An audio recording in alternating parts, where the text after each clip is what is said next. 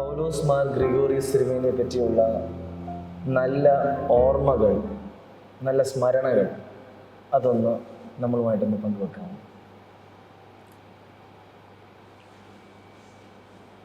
അഭിവന്യ ഡോക്ടർ പൗലോസ് മാർ ഗ്രിഗോറിയോസ് തിരുമേനി ഒരു വലിയ പണ്ഡിതനായ ഒരു മെത്രാപ്പോലീത്ത ഈ സഭയിലുണ്ടെന്ന് ഞാൻ കോളേജിൽ പഠിക്കുന്ന കാലത്ത് എന്നോട് ആരോ പറഞ്ഞു. തിരുമേനി, എൻ്റെ വീട് പാമ്പാക്കുടയാണ്. പാമ്പാക്കുട ഒന്നാമത്തെ ബാവ കബറടങ്ങിയിരിക്കുന്ന പള്ളിയിൽ ഒരിക്കൽ തിരുമേനി കുർബാനയ്ക്ക് വന്നു. അദ്ദേഹത്തെ ഒന്ന് കാണാൻ മാത്രം ഞാൻ അവിടെ ഒന്ന് പോയി, ഒരു പണ്ഡിതനായ ഒരു മനുഷ്യനെ കാണുവാനായിട്ട്. തിരുമേനിയെ ഒരു നോട്ടത്തിൽ തന്നെ, ഒരു ദർശനത്തിൽ തന്നെ ഒരു ഗൗരവമുള്ള ഭാവം, ഒരു പാണ്ഡിത്യമുള്ള ഒരു മുഖം, അത് ആ നോട്ടത്തിലും സംസാരത്തിലും അന്ന് അത് ഫീൽ ചെയ്തു. എന്നാലും ഞാൻ സെമിനാരിയിൽ വന്ന് ചേർന്നതിന് ശേഷമാണ് തിരുമേനിയെ കൂടുതൽ അടുത്തറിയുവാൻ എന്ന് ഞാൻ പറയുന്നില്ല. കാരണം തിരുമേനിയോട് അത്രയും അടുക്കാനായിട്ട് പറ്റാത്ത ഒരു വ്യക്തിത്വമായിരുന്നു. എന്നാൽ ചാപ്പലിൽ വെച്ചാണ് തിരുമേനിയെ കൂടുതലായിട്ട് കാണുന്നത്. എൻ്റെ 2ാമത്തെ വർഷം മുതൽ ഞാൻ കൂടുതൽ സുറിയാനി ഭാഷ അറിയാവുന്നതുകൊണ്ട് ആരാധനയിൽ അന്ന് സുറിയാനി ഉണ്ടായിരുന്നുള്ളൂ, മലയാളം തുടങ്ങിയിട്ടില്ല. അപ്പോൾ ഉറക്കെ പാടുമായിരുന്നു. അപ്പോൾ തിരുമേനി അത് വാച്ച് ചെയ്തിട്ടുണ്ട്. പിന്നീട് മലയാളം വന്നതിന് ശേഷവും പലപ്പോഴും ഈ നിറങ്ങൾ വരുമ്പോൾ ചിലപ്പോൾ നിന്നു പോകും, ചിലപ്പോൾ മലയാളത്തിലേക്കുള്ള മൊഴിമാറ്റം കൊണ്ട്. അവിടെയെല്ലാം മുന്നോട്ട് കൊണ്ടുപോകാനായിട്ട് അന്ന് സാധിച്ചതെല്ലാം തിരുമേനി അന്ന് വാച്ച് ചെയ്തു. തിരുമേനി എന്നെ പഠിപ്പിക്കുന്നത് എൻ്റെ 4th ഇയറിലാണ്. ചുരുക്കം ചില ക്ലാസ്സുകളേ ഉള്ളൂ തിരുമേനിയുടെ. അപ്പോൾ തിരുമേനി പല കാര്യങ്ങൾ ചോദിക്കുമ്പോഴും സുറിയാനിയുടെ അർത്ഥമൊക്കെ ചോദിക്കും. അങ്ങനെ ഞാൻ ഉത്തരം പറയും. അങ്ങനെ തിരുമേനിക്ക് എന്നോട് എന്തോ ഒരു വാത്സല്യമുള്ളതുപോലെ എനിക്കത് ഫീൽ ചെയ്തു. ഞാൻ പഠനം കഴിഞ്ഞ് ഇരിക്കുന്ന സമയത്താണ് തിരുമേനി എന്നോട് ഒരു കാര്യം ചോദിച്ചു. ക്ലാസിക്കൽ മ്യൂസിക് പഠിക്കാൻ താല്പര്യമുണ്ടോ എന്ന് ചോദിച്ചു. ഞാൻ പറഞ്ഞു താല്പര്യമുണ്ട്, പക്ഷേ ഇനി ഒരു പൈസ മുടക്കാൻ, കാരണം ഇവിടെ എറണാകുളത്തിനൊക്കെ പോകണം, നല്ലൊരു പൈസ ചിലവാകും. തിരുമേനി മിതഭാഷയാണല്ലോ, അങ്ങനെ കൂടുതൽ സംസാരിക്കുകയില്ല. എന്നോട് മുറിയിലേക്ക് വരാൻ പറഞ്ഞു. അങ്ങനെ മുറിയിൽ ചെന്നു. ചുമ്മാച്ചൻ സംഗീതം പഠിക്കണം, കർണാടക സംഗീതം പഠിക്കണം എന്ന് പറഞ്ഞ് എനിക്കന്ന് തിരുമേനി തന്ന ഒരു 1000 രൂപ, അത് ഞാൻ എല്ലായിടത്തും പറയാറുണ്ട്. സംഗീതം പഠിക്കാനായിട്ട് അന്ന് 81-ലാണ്. അന്ന് 1000 രൂപ എന്ന് പറഞ്ഞാൽ അതൊരു തുകയാണ്. അങ്ങനെ എൻ്റെ സംഗീത പഠനം ഞാൻ പോയി. എനിക്ക് വേണ്ടിയിട്ടല്ല പോയത്, തിരുമേനിക്ക് വേണ്ടിയിട്ടാണ് പഠിക്കാൻ പോയത്. അതാണ് എൻ്റെ വ്യത്യാസം. തിരുമേനിയോട് നോ എന്ന് പറയാനുള്ള ഒരു ശേഷിയില്ലാത്തതുകൊണ്ട് അദ്ദേഹം എന്തെങ്കിലും മനസ്സിൽ കാണാതെ ഒരിക്കലും ഒന്നും അങ്ങനെ പറയുന്നയാളല്ല. അങ്ങനെ എൻ്റെ സംഗീത പഠനം ഞാൻ തുടങ്ങി. കർണാടക സംഗീതവും നമ്മുടെ ഇതുമായിട്ടങ്ങ് ചേരുന്നില്ല. സത്യത്തിൽ എൻ്റെ ജീവിതത്തിൽ ഞാൻ പാടാൻ തുടങ്ങിയത് സെമിനാറിൽ വന്നേ. മുമ്പ് ഞാൻ പാട്ട് പാടുകയല്ല, സ്റ്റേജിലൊന്നും കയറിയിട്ടില്ല കോളേജിൽ. അപ്പോൾ ഇവിടുന്ന് പഴയ സെമിനാരിയുടെ ചാപ്പലിൽ നിന്ന് കിട്ടിയ ഒരു ഇൻസ്പിറേഷനിൽ കൂടി ഞാൻ രാവിലെയുള്ള നമ്മുടെ ലിലിയോ പ്രാർത്ഥന തൊണ്ട തുറന്നങ്ങ് പാടിയാണ് ഒരുവിധം തൊണ്ടയിൽ ശബ്ദം വന്നത്. അങ്ങനെ തിരുമേനിയുടെ ഇൻസ്പിറേഷൻ കൊണ്ട് ഞാൻ എറണാകുളത്ത് പോയി ഒരു പ്രമുഖമായ സ്ഥാപനത്തിൽ പഠിക്കാൻ തുടങ്ങി. കുറച്ച് കഴിഞ്ഞപ്പോൾ എനിക്കങ്ങ് ശരിയാകുന്നില്ല. അതുകൊണ്ട് ഞാനൊരു കാര്യം ചെയ്തു. കോട്ടയത്ത് തന്നെയുള്ള ഒരു ഭാഗവതരെ കണ്ടുപിടിച്ചു. അദ്ദേഹത്തിൻ്റെ അടുത്ത് കോട്ടയത്ത് തിരുനക്കര കലാക്ഷേത്രം എന്ന് പറയുന്ന ഒരു ചെറിയ സ്കൂളുണ്ട്. അവിടെ പഠിപ്പിക്കുന്ന ഒരു രാമനാഥൻ എന്ന് പറയുന്ന ഒരു സാറുണ്ട്. അദ്ദേഹത്തിൻ്റെ അടുത്ത് പോയി സംഗീതം പഠനം തുടങ്ങി. അങ്ങനെ ആ പഠനം പോകുന്നു. ഞാൻ എക്സർസൈസ് ചെയ്യും. വഴങ്ങാത്ത കർണാടക സംഗീതത്തെ വഴക്കിയെടുക്കുവാനായിട്ട് ധാരാളം എക്സർസൈസ് ചെയ്തു. ഇവിടെ സോഫിയ സെൻറ്ററിലായിരുന്നു എൻ്റെ പരിശീലന കേന്ദ്രം. രാവിലെ എക്സർസൈസ് ചെയ്യും. 84-ലായിരുന്നു ഞാൻ ആദ്യമായിട്ട് അരങ്ങേറ്റം നടത്തി. ഈ കർണാടക സംഗീതം പഠിച്ച് കച്ചേരി അരങ്ങേറുക ആദ്യത്തെ തിരുനക്കര ഈ കലാക്ഷേത്രത്തിൻ്റെ മുമ്പിലായിരുന്നു. അത് തിരുമേനി അറിഞ്ഞു. അതിനുശേഷം തിരുമേനി പറഞ്ഞ ക്രിസ്മസിനോടനുബന്ധിച്ച് നമ്മുടെ സെമിനാരിയുടെ ഓഡിറ്റോറിയത്തിൽ ഒരു കച്ചേരി വയ്ക്കാൻ പറഞ്ഞു. അപ്പോൾ എൻ്റെ ഗുരുക്കന്മാരും എല്ലാവരും വന്നു. ഒരു സംഗീത സദസ്സായിരുന്നു. അത് കച്ചേരി മൂത്ത് കഴിയുമ്പോൾ തിരുമേനിയുടെ മുഖത്തുള്ള ഭാവം താഴെ ഇരിക്കുന്നവരതായിരുന്നു. തിരുമേനി എൻജോയ് ചെയ്ത് താളമടിച്ച് അതിലിരുന്ന് പാടുന്നത്. തിരുമേനിക്ക് സംഗീതം അത്ര വശമല്ല പാടാനെങ്കിലും ആസ്വാദനത്തിൻ്റെ ഒരു വലിയ ശ്രേഷ്ഠനായിരുന്നു തിരുമേനി. അങ്ങനെ എക്സലൻ്റായിട്ട് തിരുമേനി താളമടിച്ച് തലകുലുക്കിയിരുന്ന് ആസ്വദിച്ചതായി കച്ചേരി കഴിഞ്ഞ് എൻ്റെ അടുത്ത് ആൾക്കാർ പറഞ്ഞു. ഞാൻ തിരുമേനി എൻ്റെ പുറകിലായിരിക്കുന്നു. അതിന് ശേഷമാണ് തിരുമേനി എന്നോട് ഒരിക്കൽ ഒരു ശവടക്കിന് പോവുകയാണ്. ഏതോ റഷ്യയിൽ വെച്ച് മരിച്ച ഒരാളുടെ ശവടക്കാണെന്ന് എൻ്റെ അടുത്ത് പറഞ്ഞു. ഒരു വീട്ടിൽ ചെന്നപ്പോൾ അവിടെ ഒരു ആഷിരിപ്പുണ്ട്. ആഷാന്ന് എനിക്ക് മനസ്സിലായി, ഒരു ടിന്നിരിപ്പുണ്ട്. അപ്പോൾ കുറേ സായിപ്പന്മാരൊക്കെ ഉണ്ട്. വർത്തമാനം പറഞ്ഞപ്പോൾ തിരുമേനി പറഞ്ഞ് നമുക്ക് പ്രാർത്ഥിക്കാമെന്ന് പറഞ്ഞു. അപ്പോൾ ഞാൻ വിചാരിച്ചു ഭവന കൂതാശയായിരിക്കും, ഞങ്ങൾക്ക് പുസ്തകം എടുത്ത് പിടിച്ചേക്കും. അന്ന് തിരുമേനി എന്നെ കൊണ്ട് പോകുള്ളൂ, കാരണം ഈ പാട്ടൊക്കെ അറിയാവുന്നതുകൊണ്ട് എന്നെ കൊണ്ടുപോകും. ഭവന കൂതാശ എടുത്ത തിരുമേനി ശവസംസ്കാരം എടുക്കാൻ. തിരുമേനി ശവം കാണുന്നില്ലെന്ന്, ശവമായിരിക്കുന്നത് എന്ന് പറഞ്ഞു. ഉടനെ അത് ശവസംസ്കാരത്തിൻ്റെ ഇതൊക്കെ കഴിഞ്ഞു. എനിക്ക് ഓർക്കുമ്പോൾ ചിരി വരും, ഇതാണോ ശവം? അപ്പോൾ തിരുമേനി പിന്നെ പറയുന്നത് ആഷാണ് അവിടെ കൊണ്ടുവന്നു. തിരിച്ച് പോന്നപ്പോൾ എന്നോട് ചോദ്യം ചോദിച്ചു, സമാച്ചൻ കല്യാണം കഴിക്കണമെന്ന് ആഗ്രഹമുണ്ടോ, വിദേശത്ത് പോയി പഠിക്കാൻ താല്പര്യമുണ്ടോ? ഞാൻ 2 ചോദ്യങ്ങൾ ചോദിച്ചു. കല്യാണം കഴിക്കുന്നതിനെക്കുറിച്ച് പറഞ്ഞപ്പോൾ ഞാൻ പറഞ്ഞു, തിരുമേനി വീട്ടിൽ അമ്മയോടൊക്കെ ഒന്ന് ചോദിച്ചല്ലേ ഇതുവരെ. ഇപ്പം എത്ര വയസ്സായി? 28 വയസ്സായി. മണ്ടത്തരങ്ങൾ വിളിച്ച് പറയരുത്. 28 വയസ്സായ ഒരാൾക്ക് കല്യാണം കഴിക്കണമെന്ന് അമ്മയോട് ചോദിച്ചിട്ട് വേണം പറയാൻ. തിരുമേനിയുടെ ഈ സൂക്ഷ്മ നിരീക്ഷകൻ, തിരുമേനിയുടെ സംസാരം അതുപോലെ. അമ്മയോട് ചോദിച്ചിട്ടാണോ കല്യാണം തീരുമാനം?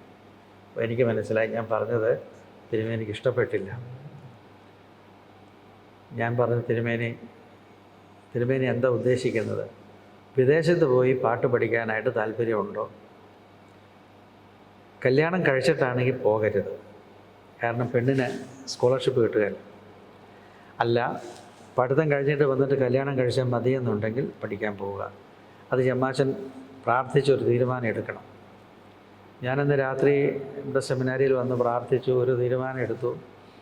തിരുമേനി വെറുതെ പറയില്ല. തിരുമേനി ഇങ്ങനെ ഫ്ലിംസി വാക്കുകൾ, സെൻറ്റൻസസ് പറയുന്ന ആളല്ല. ലിമിറ്റഡ് വാക്കുകൾ മാത്രമേ പറയുള്ളൂ. അപ്പോൾ എനിക്ക് മനസ്സിലായി തിരുമേനിയുടെ ഈ ഒരു ചോദ്യം ദൈവാത്മാവ് ചോദിക്കുന്നതാണ്. അപ്പോൾ ഞാൻ തീരുമാനിച്ചു പഠിക്കാൻ. ഞാൻ പിറ്റേ ദിവസം തിരുമേനിയോട് പറഞ്ഞു, തിരുമേനി ഞാൻ സംഗീതം പഠിച്ചു, എവിടെയാണെന്ന് വെച്ച് കഴിഞ്ഞാൽ പോയിക്കോളാം. അപ്പോൾ തിരുമേനി പറഞ്ഞു, റഷ്യയിൽ പോയി ഇങ്ങനെ പഠിക്കാനുള്ള സ്കോളർഷിപ്പ് കിട്ടും, ചെമ്മാച്ചൻ പോയി പഠിക്കുവാണെങ്കിൽ നല്ലത്, കോഴ്സ് പാസ്സായി വന്ന് സഭയ്ക്ക് അതുകൊണ്ട് എന്തെങ്കിലും പ്രയോജനം ചെയ്യണം. അപ്പോൾ ഞാൻ ഇവിടെ സംഗീതം കച്ചേരി പാടാറായി. അപ്പോഴാണ് എന്നെ അടുത്ത ഇന്ത്യൻ മ്യൂസിക്കുമായിട്ട് യാതൊരു ബന്ധമില്ലാത്തതൊന്ന് പഠിക്കാനായിട്ടാണ് വിടുന്നത്. അങ്ങനെ റഷ്യയിൽ പോയത് തിരുമേനിയുടെ ഒരു ബലത്തിലാണ് പോകുന്ന നേരത്തെ അദ്ദേഹം പറഞ്ഞ് വിട്ട ഒരു വാചകം എപ്പോഴും അടിക്കുറിപ്പായിട്ട് മനസ്സിലുണ്ടായിരുന്നു. നോഹയുടെ പെട്ടകത്തിൽ നിന്നും കാക്ക പോയതുപോലെ ആകരുത്, പ്രാവ് പോയതുപോലെ ആകണം. പലരും പോയിട്ട് തിരിച്ച് വന്നിട്ടില്ല, അതിങ്ങനെ കാഴ്ചകൾ കണ്ട് നടക്കുന്നു, അതാകരുത് എന്നുള്ള അദ്ദേഹത്തിൻ്റെ ആ ഒരു മെസ്സേജ് ഇന്നും എൻ്റെ മനസ്സിൽ ആ ഒരു വാചകം കിടക്കുന്നു. ഒലിവില കൊത്തിക്കൊണ്ട് വരണം, സഭയ്ക്ക് പ്രയോജനം ചെയ്യണം എന്നുള്ളതാണ് തിരുമേനി ഉദ്ദേശിക്കുന്നത്. അങ്ങനെ വഴങ്ങാത്ത സംഗീതത്തെ അവിടെയും ദൈവത്തിൽ ആശ്രയിച്ച് അത് പഠിക്കുകയും അത് നമ്മുടെ സുറിയാനിയുടെ എക്കാറ എന്ന് പറയും, ക്ലാസിക്കൽ 8 നിറങ്ങളെ വെസ്റ്റേൺ മ്യൂസിക്കിലാക്കി നോട്ടാക്കി അതിലുള്ള പൂർണ്ണമായ ഒരു പ്രവർത്തനം, അതിലൊരു വർക്ക് നടത്തിയിട്ടാണ് ഞാൻ റഷ്യയിൽ നിന്ന് പോരുന്നത്. ഇടയ്ക്ക് ഇത് പാർട്സാക്കാനും അതിനുള്ള തിയറി, അതുപോലെ ഒരു കൊയർ കണ്ടക്ഷൻ്റെ തിയറി എല്ലാം അവിടുന്ന് പഠിച്ചിട്ടാണ് ഞാൻ ഇംഗ്ലണ്ടിലേക്ക് ഒരു 6 മാസത്തെ ഒരു കോഴ്സിന് അവിടെയും കിട്ടി. അവിടെ താമസിക്കുന്ന കാലത്ത് എനിക്ക് ഇംഗ്ലീഷുകാരുടെ ഇതെന്ന് മനസ്സിലാക്കാനായിട്ട് സാധിച്ചു. പിന്നീടാണ് ഞാൻ തിരിച്ചിവിടെ വന്നു. ഇവിടെ വന്നാണ് തിരുമേനി എനിക്ക് വേണ്ടുന്ന എല്ലാ പ്രോത്സാഹനങ്ങളും തന്നു. ഇവിടെ സെമിനാരി ഫാക്കൽറ്റിയിൽ തന്നെ വീണ്ടും ജോയിൻ ചെയ്തു. ഈ സ്ഥാപനം ശ്രുതി എന്ന് പറയുന്ന തിരുമേനി വിഭാവനം ചെയ്യുന്ന ഈ സ്ഥാപനത്തിൻ്റെ ഇപ്പോൾ നമ്മളിരിക്കുന്ന ഈ ഹോളിൻ്റെ താഴെയാണ് ഇതിൻ്റെ അടിസ്ഥാന കല്ല് ഇട്ടിരിക്കുന്നത്. അത് തിരുമേനിയും മാത്യൂസ് തുതിയൻ ബാബായുമായിരുന്നു. അപ്പം തിരുമേനിയുടെ വലിയൊരു ദർശനം അല്ലെങ്കിൽ തിരുമേനിയുടെ വലിയൊരു ആഗ്രഹമായിരുന്നു സഭയ്ക്ക് ഇങ്ങനെയൊരു ഡിപ്പാർട്ട്മെൻ്റ് ഉണ്ടാകണം, ഒരു ഏകീകൃത ആരാധന ഉണ്ടാകണം എന്നുള്ളത്. പ്രത്യേകിച്ചും പൗരസ്ത്യ സഭകളിൽ കൊയർ എന്ന് പറയുന്നതായ ഒരു സിസ്റ്റം, അതിൻ്റെ പ്രാധാന്യം പലപ്പോഴും പല രീതികളിലാണ് നമ്മൾ മനസ്സിലാക്കി വരുന്നത്. പല അല്ലെങ്കിൽ മിക്ക സമയങ്ങളിലും അത് മിസ്ഇൻറ്റർപ്രറ്റായി തെറ്റിദ്ധാരണകൾക്ക് വഴിയൊരുക്കുന്ന ഒരു കാര്യമാണ്. എന്നാൽ ശരിക്കും ഒരു ആരാധനയുടെ എല്ലാമായി കൊയറിന് മാറുവാനും ജനത്തോടൊപ്പം ചേർന്ന് ആരാധനയ്ക്ക് ശക്തി നൽകുവാനും സാധിക്കുന്നതായ ഒരു അനുഗ്രഹം തന്നെയാണ് കൊയർ. അപ്പം ഇത്രമാത്രം കൊയറുമായിട്ട് അച്ഛൻ ബന്ധപ്പെട്ട് ജീവിച്ചതിൽ അച്ഛന് ഇതിൻ്റെ സിഗ്നിഫിക്കൻസ് ഒന്ന് നമുക്കൊന്ന് പറഞ്ഞു തരാം. അതും തിരുമേനിയുടെ മനസ്സിലെ ആഗ്രഹവും തിരുമേനിയുടെ ദർശനവും ഞാനത് മനസ്സിലാക്കിയിട്ടുണ്ടായിരുന്നു. ഞാൻ ഈ പാട്ടുകളെല്ലാം പാട്സാക്കാനായിട്ട് ശ്രമിച്ചു. ഇംഗ്ലണ്ടിലായിരുന്ന സമയത്ത് PC അലക്സാണ്ടർ, അദ്ദേഹം അവിടുത്തെ ഹൈ കമ്മീഷണറായിരുന്നു. അദ്ദേഹം പോരുന്നതിൻ്റെ സെൻഡ് ഓഫ് ഡേക്ക് ഒരു കുർബാന, ഇംഗ്ലീഷ് കുർബാന, ഞാനവിടെ രൂപീകരിച്ച ഒരു കൊയറും ഞാൻ പഠിക്കുന്ന ഇൻസ്റ്റിറ്റ്യൂട്ടിലെ സാറിൻ്റെ ഒരു പ്രത്യേക ബോയ്സ് കൊയറുണ്ട്. അവരെല്ലാവരും കൂടി ഒരുമിച്ചിരുന്ന വലിയൊരു കൊയർ, ഒരു ഇംഗ്ലീഷ് പാട്ട്, ഇംഗ്ലീഷ് കൊയറും നമ്മുടെ കൊയറും മിക്സ് ചെയ്ത പാട്ട്. ഒത്തിരി പേരുണ്ട്, ഒരു 100 പേരെങ്കിലും പള്ളിക്കകത്തുണ്ട്, കൊയറ് തന്നെ. കൊയറൊക്കെ പാടിയപ്പോൾ അന്ന് ഞാൻ ചെയ്ത പാട്ടുകളെല്ലാം കൊയറിന് വേണ്ടി പാട്സാക്കി, അത് നമ്മുടെ പാട്ടുകൾക്കൊരു ഇംഗ്ലീഷ് രീതിയിലാണ് അത് ആക്കി വെച്ചത്. What a friend have in Jesus, അങ്ങനെയുള്ള പാട്ടുകളുണ്ട്. എൻ്റെ അന്നത്തെ ചിന്താഗതി, ഞാൻ ഷമ്മാച്ചനാണ്, എനിക്ക് മനസ്സിലാക്കുന്ന നല്ലൊരു CSI ആംഗ്ലിക്കൻ പള്ളിയിലൊക്കെ പാടുന്ന പോലെ ഒരു വലിയൊരു കൊയറൊന്ന് പാടുക എന്നുള്ളൊരു ആസ്പെക്റ്റിലാണ് ഞാനത് ചെയ്തത്. അങ്ങനെ കുർബാന കഴിഞ്ഞ് വൈകുന്നേരം അവരുടെ ഒരു ആംഗ്ലിക്കൻ ബിഷപ്പ്, ഞങ്ങൾക്ക് ഭക്ഷണം കഴിച്ചുകൊണ്ടിരിക്കുക, ഡിന്നർ കഴിക്കുക. അപ്പോൾ ആംഗ്ലിക്കൻ ബിഷപ്പ് പറഞ്ഞു, അദ്ദേഹം കുർബാനയിലുണ്ടായിരുന്നു. അപ്പം ഞാനിങ്ങനെ കൊയർ ഭയങ്കര നന്നായിട്ട് പാടിയതുകൊണ്ട് തിരുമേനി എന്നെ പ്രശംസിക്കുമെന്നൊക്കെ വിചാരിച്ച് ഇങ്ങനെ കോളറൊക്കെ പൊക്കി നടക്കും. എങ്ങനെ തിരുമേനി ഒന്നും പറയുന്നില്ല, ആ പാടെ വിഷമമായിട്ടിരിക്കുക. ഞാൻ വൈകുന്നേരം ആയപ്പോഴത്തേക്ക് തിരുമേനിയുടെ ആംഗ്ലിക്കൻ ബിഷപ്പ് ചോദിച്ചു, what's the difference between your liturgy and our liturgy? Is the same, you are singing the same melody എന്നൊക്കെ പറഞ്ഞു. അത് കേട്ടപ്പോഴത്തേക്കും തിരുമേനി അങ്ങ് ഇറിറ്റേറ്റഡ്. ചാപ്പാട് കഴിച്ച് കഴിഞ്ഞപ്പോഴത്തേക്ക് തിരുമേനിയോട് പറഞ്ഞു, ദേ ആ പാട്ടുകളെല്ലാം കൊണ്ട് കത്തിച്ച് കളഞ്ഞേക്കണം. നമ്മുടെ സഭയുടെ പാരമ്പര്യത്തിലുള്ള പാട്ടുകൾ പാടിച്ചാൽ മതി. അത് തന്നെയല്ല, നിങ്ങളിങ്ങനെ പാടുമ്പോൾ ഈ ജനമെല്ലാം അവിടെ കൈകെട്ടി നിൽക്കുകയായിരുന്നു. അതുകൊണ്ട് ചമാച്ചനോട് പറയാനുള്ളതേ ഉള്ളൂ, നമ്മുടെ പാരമ്പര്യത്തിലുള്ള പാട്ടുകൾ പാടിയാൽ മതി. നമുക്ക് പാട്ട്സായിട്ട് പാടുന്ന പാരമ്പര്യമല്ല, അത് നമ്മൾ ഒരു പ്ലെയിൻ സോങ് ആയിട്ട് യൂണിസോണായിട്ട് പാടുന്ന ഒരു പാരമ്പര്യമാണ്.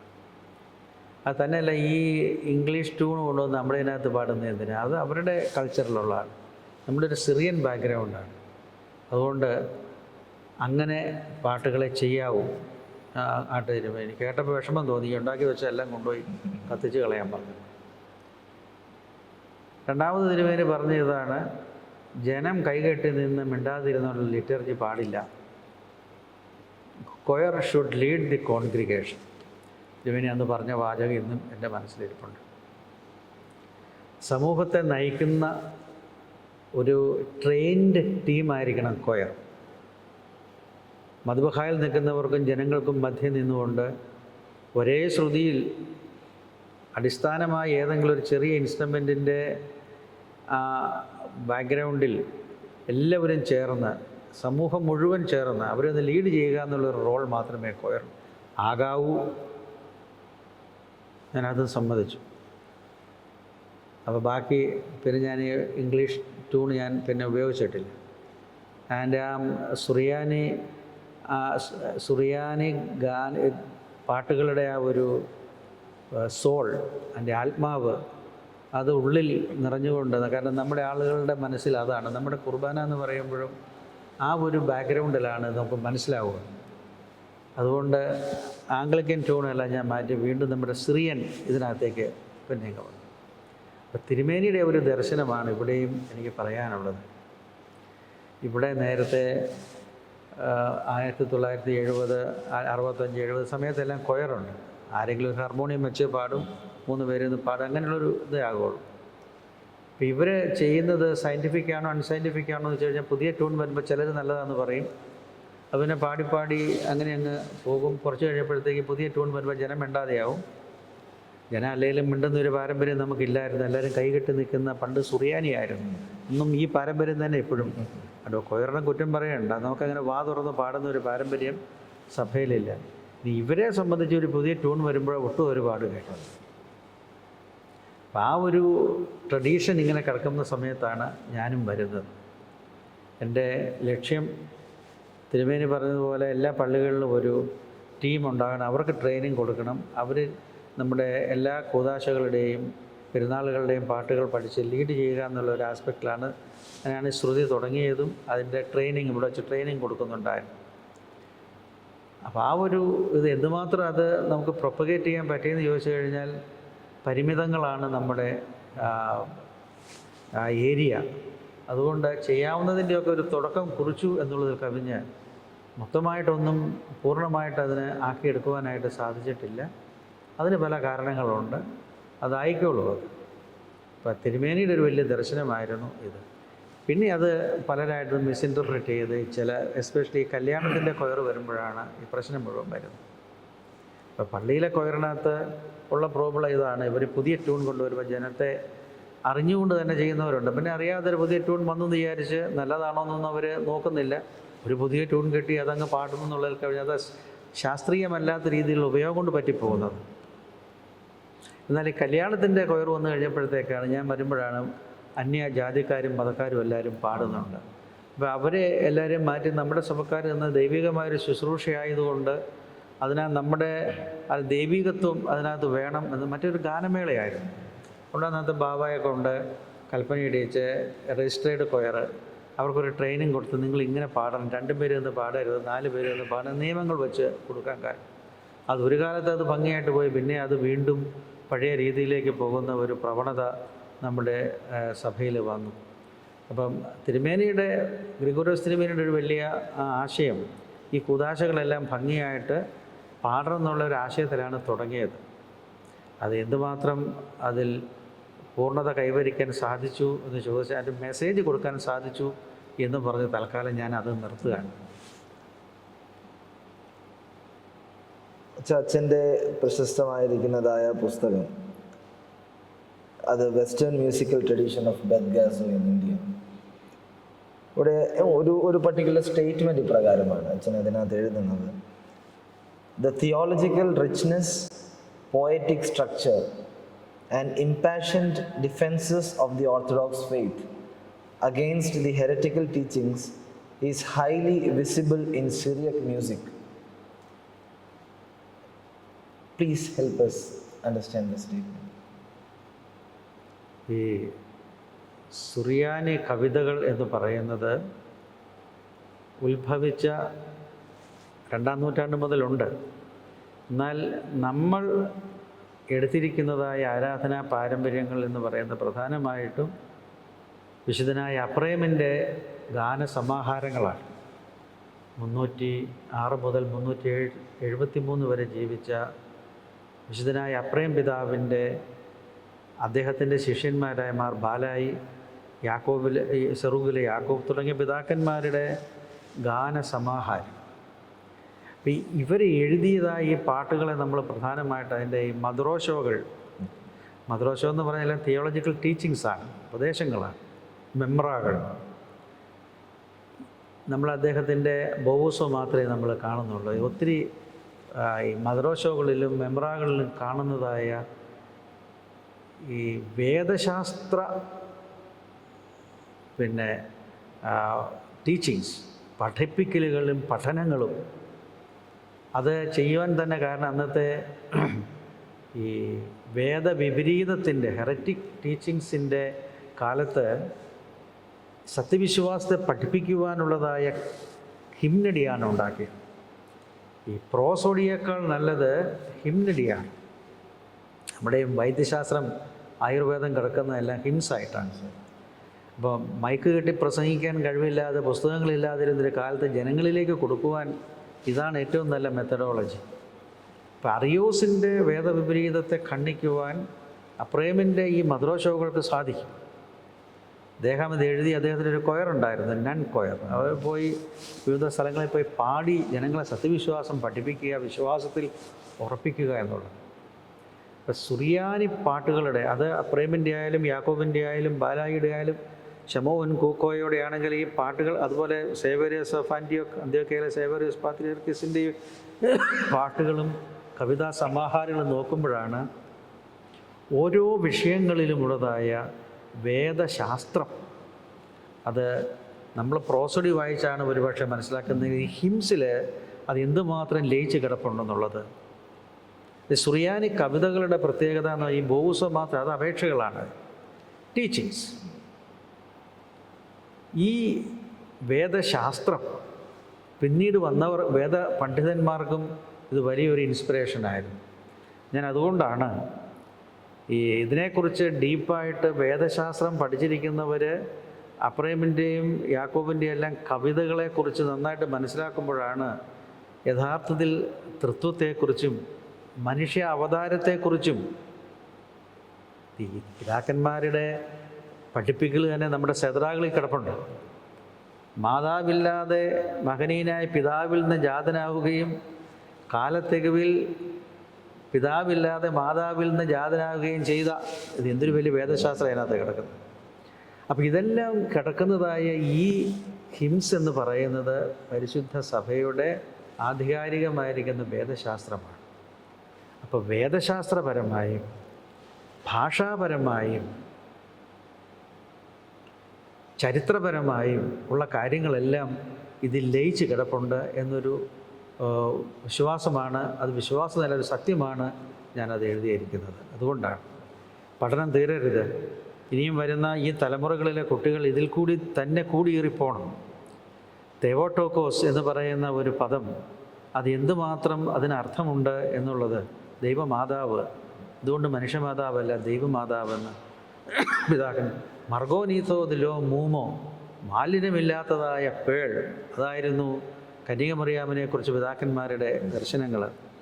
അപ്പം ഇവരുടെയെല്ലാം ആ വേദശാസ്ത്ര പാണ്ഡിത്യം കാണണമെങ്കിൽ അവരുടെ കവിതകൾ വായിച്ചു പോകണം. അപ്പം സുറിയാനി കവിത എന്ന് പറഞ്ഞാൽ വെറുതെ മറ്റുള്ള ഇന്ന് എഴുതുന്ന പല പല പാട്ടുകളെ പോലെ നിനക്ക് ഞാൻ നന്ദി പറയും, അങ്ങനെ പറയും, ഇങ്ങനെ, അതല്ല. ദൈവത്തെ ആത്മാർത്ഥമായി ഹൃദയത്തിൽ കണ്ടുകൊണ്ട് അതൊരു അസറ്റിക് ലൈഫിലുള്ളവർക്ക് മാത്രമേ കാണാൻ പറ്റുള്ളൂ. അസറ്റിസിസത്തിൻ്റെ ഒരു വലിയ ഉദാഹരണമാണ് നമ്മുടെ സുറിയാനി കവിതകൾ എന്ന് പറയുന്നത്. അവർക്കേ മനസ്സിലാവുകയുള്ളൂ, നമുക്കത് മനസ്സിലാവുകയുള്ളൂ. അതുകൊണ്ട് സുറിയാനിയിൽ ഗ്രീസാകൾ എന്ന് പറയുന്ന ഈ ഗ്രീസാകൾ എന്ന് പറയുന്നത് മിസ്റ്റിക് ഹിംസ. MP ജോർജനൊരു പാട്ട് എഴുതിയാൽ ഇതുപോലെ ആവുകയില്ല. വരികൾ ചെറുതാണെന്ന് തോന്നും, പക്ഷേ അതിൽ അടങ്ങിയിരിക്കുന്ന അർത്ഥങ്ങളിലേക്ക് അതിൻ്റെ വ്യാപനം അതിഭയങ്കരമാണ്, അതിന് വൈബ്രേഷൻ കൂടുതലാണ്. അതുകൊണ്ടാണ് ഈ ഒരു ആശയം കൊണ്ടുവരാൻ സാധിച്ചത്. പക്ഷെ നമ്മൾ പൗലോസ് മാർ ഗ്രിഗോറിയോസ് തിരുമേനിയുടെ ദർശനങ്ങളെ പറ്റിയാണല്ലോ സംസാരിക്കുന്നത്. അപ്പോൾ തീർച്ചയായിട്ടും തിരുമേനിയുമായിട്ട് അച്ഛൻ വളരെയധികം സമയം ഫ്രൂട്ട്ഫുള്ളി ചിലവാക്കുവാൻ അച്ഛന് സാധിച്ചിട്ടുണ്ട്. അപ്പം എൻ്റെ ചോദ്യം, അച്ഛാ, തിരുമേനി ഇങ്ങനെ ഗ്രിഗോറിയൻ ചാൻസ് ഒക്കെ ആസ്വദിക്കുന്ന ഒരാളെന്ന് അച്ഛൻ മനസ്സിലാക്കിയിട്ടുണ്ടോ? അല്ലെങ്കിൽ തിരുമേനി എങ്ങനെയുള്ള സംഗീതമാണ് അദ്ദേഹത്തിന് കൂടുതൽ താല്പര്യവും പ്രിയമായിട്ട്? ഞാനും തിരുമേനി ഒരിക്കൽ മോസ്കോയിൽ കൂടി പോവുക. തിരുമേനിക്കൊരു തൊപ്പി മേടിക്കണം, പിന്നെ ഒരു ഓവർകോട്ട് വാങ്ങിക്കണം, മഞ്ഞുകാലമായി. അപ്പം പോകുന്ന വഴി എന്നെ എല്ലാം കാണിച്ചു, അത് ബൽഷോയ് തിയേറ്റർ എന്നൊക്കെ പറഞ്ഞു തരുന്നുണ്ട്. പോകുന്ന വഴി ഒരു ചോദ്യം ചോദിച്ചു, ചെമ്മാച്ചന് ഗ്രിഗോറിയൻ ചാൻഡ് എന്ന് പറഞ്ഞ് എന്താണെന്ന് അറിയാമോ? സത്യത്തിൽ ഞാൻ ആദ്യമായിട്ടാണ് കേൾക്കുന്നത്. ആദ്യമായിട്ട് തിരുമേനി കേട്ടിട്ടില്ലല്ലോ. പിന്നെ എന്ത് പഠിക്കാനാണ് പോയത്? ഞാൻ പറഞ്ഞു, ഞങ്ങൾ നൊട്ടേഷനൊക്കെയാണ് തിരുമേനി പഠിക്കുന്നത്, തീരെ പഠിക്കുന്നത്. ആ, ഇത് പാട്ട് പഠിച്ചാൽ പോരാ, ഇതിനെക്കുറിച്ച് അതിൻ്റെ തിയറി പഠിക്കണം, ചരിത്രം പഠിക്കണം. ഇതെല്ലാം പഠിച്ചു കഴിയുമ്പോഴാണ് ഒരു സംഗീതജ്ഞനാവുകയുള്ളൂ. മനസ്സിലായല്ലോ? ഗ്രിഗോറിയൻ എന്ന് പറഞ്ഞാൽ പിന്നെ തിരുമേനി അതിനെക്കുറിച്ച് ചരിത്രം പറച്ചിലായി. ഞാനിങ്ങനെ ചിന്തിച്ചു, തിരുമേനി പാട്ടൊന്നുമല്ല പഠിക്കുന്നത്, തിരുമേനിക്ക് ഇതിനേക്കാൾ അപ്പുറത്തുള്ള കാര്യങ്ങൾ അദ്ദേഹം പറയുന്നത്. അപ്പോൾ എൻ്റെ മനസ്സിൽ ക്ലിക്ക് ചെയ്തു, തിരുമേനി പറഞ്ഞ ഈ ഗ്രിഗോറിയൻ എന്താണെന്ന് പഠിക്കണം. അങ്ങനെ ഞാൻ അതിനെക്കുറിച്ചുള്ള ഒരു പഠനത്തിലായിരുന്നു. ഇതാ പോപ്പ് ഗ്രിഗറി 7-ാം നൂറ്റാണ്ടിൻ്റെ ആദ്യ ഭാഗം റോമിൽ ജീവിച്ച പോപ്പ് ഗ്രിഗറി ഉണ്ടാക്കിയ, അതുവരെ അവർക്ക് വേറെ ചാൻഡുകളാണ്, റോമൻ ചാൻഡ്, ലാറ്റിൻ ചാൻഡ് എന്ന് പറഞ്ഞുകൊണ്ട്. അതിന് കൗണ്ടർ ചെയ്തുകൊണ്ടല്ല, ഒന്ന് റിഫൈൻ ചെയ്തുകൊണ്ട് അദ്ദേഹം രൂപപ്പെടുത്തിയ ഒരു ആരാധനാ സംഗീതമാണ് പിൽക്കാലത്ത് ഗ്രിഗോറിയൻ ചാൻഡ്. അതിന് ഈ മെലിസ്മാറ്റിസം എന്ന് പറയും, അതായത് അക്ഷരങ്ങൾ കുറവായിരിക്കും സംഗീതം. ഇപ്പോൾ കീരിയെ ഏലൈസോൻ എന്ന് പറഞ്ഞാൽ അത് ഇങ്ങനെ ഒരു കുറേ നേരം കഴിയുമ്പോഴായിരിക്കും അത് വരുന്നത്. സാധാരണ ഈ മൊണാസ്ട്രീസിലെ സന്യാസിമാരെ ഇത് പാടി എൻജോയ് ചെയ്യുന്ന ഒരു പ്രത്യേക സംഗീത വിഭാഗമാണ് ഗ്രിഗോറിയൻ ചാൻഡ്. ഇന്നത്തെ കാലത്ത് റോമൻ കത്തോലിക്ക മൊണാസ്ട്രികൾ അതങ്ങ് പോപ്പുലറായി. അപ്പം ചാൻഡിൻ്റെ പ്രത്യേകത, ചാൻഡ് എന്ന് പറഞ്ഞാൽ സങ്കീർത്തനം, അത് പ്രൈസസ് ആണ്. അക്ഷരങ്ങളുടെ ആധിപത്യം അതിനകത്ത് വരെ സംഗീതവും അർത്ഥവും മിക്സ് ചെയ്തിട്ടുള്ളതായ ഒരു പ്രത്യേക വിഭാഗമാണ് ഈ ചാൻഡുകൾ, പ്രത്യേകിച്ച് ഗ്രിഗോറിയൻ ചാൻഡ്. ഇപ്പോഴും ലത്തീൻ സഭകൾ അവർ ഉപയോഗിക്കുന്നുണ്ട്, ഈ ഗ്രിഗോറിയൻ ചാൻഡായിട്ട് ഉപയോഗിക്കുന്നുണ്ട്. അപ്പോൾ തിരുമേനിക്കത് ഭയങ്കര ഇഷ്ടമായിരുന്നു, എനിക്കത് മനസ്സിലായിട്ടുണ്ട്. ഞാൻ പലപ്പോഴും ഇവിടെ തിരുമേനിയെ കാണാൻ ചെല്ലുമ്പോൾ നമ്മളൊന്നും ആസ്വദിക്കുന്ന പോലെയുള്ള ഒരു കാര്യം എനിക്ക് മനസ്സിലായത്, തിരുമേനിയിൽ നിന്ന് മനസ്സിലായ ഒരു തിയറി ഞാൻ എപ്പോഴും പറയും, തൊണ്ടയുള്ളവന് മണ്ട കാണുകയില്ല, മണ്ടയുള്ളവന് തൊണ്ട കാണുകയില്ല. തിരുമേനി ഞാനുമായിട്ടുള്ള വ്യത്യാസവും അവിടെയായിരുന്നു. എനിക്ക് മണ്ടയില്ല, തൊണ്ടയുണ്ടായിരുന്നു. തിരുമേനി മണ്ട വെച്ചാണ് ഇത് ചെയ്യുന്നത്. അപ്പോൾ ഈ ആലാപകർ ആസ്വാദകരായിരിക്കുകയല്ല. പലരും പറയും എനിക്ക് പാടാൻ കഴിവില്ല എന്ന്, പക്ഷെ അവർ ഭയങ്കര ആസ്വാദകരായിരിക്കും. ഈ ആസ്വാദകരില്ലെങ്കിൽ ആലാപകരെ കൊണ്ട് ഒരു പ്രയോജനമില്ല. ഞാൻ ആസ്വദിക്കുന്നേക്കാൾ 10 മടങ്ങ് തിരുമേനി ആസ്വദിക്കുന്നത്. അദ്ദേഹത്തിൻ്റെ മുറി ചെല്ലുമ്പോഴെപ്പോഴെങ്കിലും ഒരു ചെറിയൊരു സംഗീതം ആ മുറി കിടക്കുന്നത്, അത് ഗ്രിഗോറിയൻ ആകാം, ചിലപ്പോൾ ബിഥോവൻ സിംഫണി ആകാം, മീരാ ഭജൻ. വലിയ ഇഷ്ടമുള്ളതാണ് തിരുമേനിക്ക് മീരാ ഭജൻ എന്ന് പറയാം. എന്നോട് പലപ്പോഴും പറയാം, അച്ഛനത് കേൾക്കണം. അതുപോലെ കർണാടക സംഗീതം മനോഹരമായിരിക്കുന്നതായ അത് ഓരോ സമയത്ത് തിരുമേനിയുടെ ഒരു ഇൻസ്പിറേഷനാണ്. സംഗീതമില്ലാതെ അദ്ദേഹത്തിൻ്റെ മുറിയിൽ അദ്ദേഹത്തെ കാണാൻ, കാരണം ഡീപ്പായിട്ട് അദ്ദേഹം ചിന്തിച്ചുകൊണ്ടിരിക്കുന്ന സമയത്ത് ഒന്നാതെ അങ്ങോട്ട് ചെല്ലുന്ന തിരുമേനിക്ക് ഇഷ്ടമില്ല. തിരുമേനിയുടെ ചിന്തകൾക്ക് വിഘാതം വരുത്തുന്നതിനോട് തിരുമേനിക്ക്, അതുകൊണ്ട് നമ്മൾ അകത്തുനിന്നൊക്കെ പതുക്കെ മുട്ടുകയില്ല, മുട്ടിയാൽ തിരുമേനിക്ക് ഇഷ്ടമില്ല. അതുകൊണ്ട് ആ ജനൽ വഴി, ഇതിൻ്റെ കീഹോൾ വഴി തിരുമേനി ചിന്തിച്ചുകൊണ്ടിരിക്കുകയാണെങ്കിൽ, അത് പുസ്തകം വായിച്ചുകൊണ്ടിരിക്കുകയാണെങ്കിൽ പോകാതിരിക്കുകയാണ് നല്ലത്. തിരുമേനി ലെഷറായിട്ട് വിശ്രമിച്ചിരിക്കുന്നൊരു സമയത്താണെങ്കിൽ മുട്ടിയകത്ത് കയറും. അപ്പോൾ ഈ ചിന്തകളുടെ ഇതിൻ്റെ എല്ലാം പിന്നിൽ കിടക്കുന്ന ഒരു പ്രത്യേക സംഗീതമാണ്. അത് ഞാൻ ഈ പ്രകൃതിയിൽ നിന്ന് ഞാനത് കാണുന്നുണ്ട്. അതായത് ഇപ്പം നമ്മുടെ ഇവിടെ റബ്ബർ തോട്ടത്തിലേക്ക് ഇറങ്ങണം, ചീവീടുകളുടെ ഒരു സംഗീതം ഇതിനകത്ത് കിടപ്പുണ്ട്. നമ്മൾ ശ്രദ്ധിക്കാത്തതുകൊണ്ടാണ്. ഇടയ്ക്കൊരു കാക്ക, ഇടയ്ക്കൊരു കുയിൽ, ഇടയ്ക്കൊരു കിളികൾ. അപ്പോൾ തിരുമേനി ഒരിക്കൽ പറയാറുണ്ട്, nature is the symphony of God എന്ന് പറഞ്ഞൊരു തിരുമേനി എന്ന് പറഞ്ഞായിരുന്നു. നേച്ചേഴ്സ് സിംഫണി, മാക്രികളുടെ ശബ്ദം, ഇതെല്ലാം ഓരോ സമയത്ത് എൻട്രി കയറി വരുന്നത്. അത് ഈ ചീവീടുകൾ പാടുന്നത്, ക്രിക്കറ്റ്സ് ഇങ്ങനെ പാടുന്നത് വളരെ സിസ്റ്റമാറ്റിക്കായിട്ട് ചെറിയ ചെറിയ ജീവികൾ, കണ്ടക്ടറൊന്നും ഇല്ലെങ്കിൽ അവർ എത്ര സീക്വൻസിലാണ് അത് പാടുന്നത്. അപ്പം ഈ സംഗീതമില്ലെങ്കിൽ ഇത് മരുഭൂമിയായിപ്പോൾ, മരുഭൂമിയിൽ അത് കേൾക്കാൻ ജീവികളില്ലാത്തത്. അപ്പം ഈ ലോക ജീവിതത്തിൽ നമുക്ക് പിന്നോട്ട് പോകാനുള്ള ഈ ഒരു സിനിമയിലെ ഈ പ്ലേ ബാക്ക് ഇൻസ്ട്രുമെൻ്റൽ മ്യൂസിക് ഉണ്ടല്ലോ, നമ്മളറിയാതെ അതാണ് നമുക്ക് ഇൻസ്പയർ ചെയ്യുന്നത്. ഒരു കള്ളൻ കക്കാൻ പോകുമ്പോൾ ഒരു പ്രത്യേക സംഗീതം, അമ്മായിയമ്മ മകളെ തല്ലാൻ നേരത്തെ സംഗീതം, ഈ സ്റ്റണ്ട് വരുമ്പോഴൊരു ഫാസ്റ്റ് സംഗീതം, ഇടിയുടെ ഇതനുസരിച്ച് മനുഷ്യർക്ക് ഇൻസ്പിറേഷൻ കൊടുക്കുന്ന എന്ന് പറഞ്ഞതുപോലെ തിരുമേനിയിൽ നിന്ന് ഞാൻ മനസ്സിലാക്കിയത് ഈ പ്രകൃതി സംഗീതം പോലെ തന്നെയാണ് തിരുമേനിക്ക് മനോഹരമായിരിക്കുന്ന ഈ തട്ടുപൊളിപ്പൻ പാട്ടുകളല്ല, മനോഹരമായ ഇതുപോലെ ചാൻറ്റുകൾ, സോഫ്റ്റായിരിക്കുന്ന ഈ പാട്ടുകൾ, ബൈസൻറ്റൈൻ തിരുമേനിക്ക് ഭയങ്കര ഇഷ്ടമാണ്. അതിങ്ങനെ ഒരു ലോ ലെവലിൽ കേട്ട് എപ്പോഴും ആ മുറിയിൽ ഇങ്ങനെ സംഗീതം കേൾക്കാമായിരുന്നു. അപ്പോൾ ഇങ്ങനെ ഒരു ആസ്വാദകനായിരുന്നു തിരുമേനി.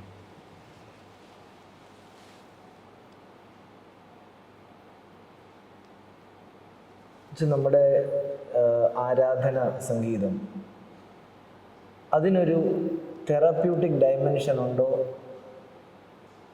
അതൊരു റിയാലിറ്റി ആണോ, അതോ അത് പുസ്തകത്തിൽ എഴുതിയ ഒരു തിയറി മാത്രമായിട്ട് ഒതുങ്ങിപ്പോകുന്ന ഒരു കാര്യമാണ്? ഈ മ്യൂസിക് തെറാപ്പി എന്ന് പറയുന്ന ലോകം അംഗീകരിച്ചിരിക്കുന്ന ഒരു ചികിത്സാ രീതിയാണ്. പക്ഷേ ഇവിടെയൊന്നും അത് അത്ര ആയിട്ടില്ല. ഇവിടെ അത് കേട്ടുകൊണ്ട് ഇങ്ങനൊരു ശാസ്ത്രം കേട്ടുകൊണ്ട് ഏതാണ്ടൊക്കെ ചെയ്യുന്നുള്ളതല്ലാതെ വിദേശത്ത് അത് ചെയ്യുന്നുണ്ട്. ഈ തിയറി ഉണ്ടാക്കിയതും വേദപുസ്തകത്തിൽ നിന്നാണ് നമുക്കറിയാം. ദാവീദ് രാജാവ് കിന്നരം വായിക്കുമ്പോൾ ശൗലിൻ്റെ അസുഖം കുറയുന്നത് സൗണ്ട് തെറാപ്പി,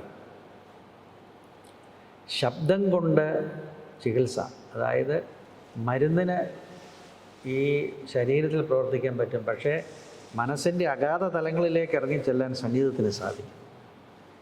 ഇവിടെയുള്ള ഈ അമ്പലങ്ങളിൽ കാവടി തുള്ളുന്നവർ മേളം കൊഴുത്ത് കഴിയുമ്പോൾ അവൻ്റെ ഇതിലെ പൊളച്ച് ഇത് അവനറിയുന്നില്ല, അവൻ വേറൊരു തലത്തിലേക്ക് അവൻ മാറുകയാണ്. ഈ മ്യൂസിക് തെറാപ്പി തന്നെ നമ്മുടെ അമ്മച്ചിമാർ ചെയ്യുന്ന കണ്ടിട്ടുണ്ട്.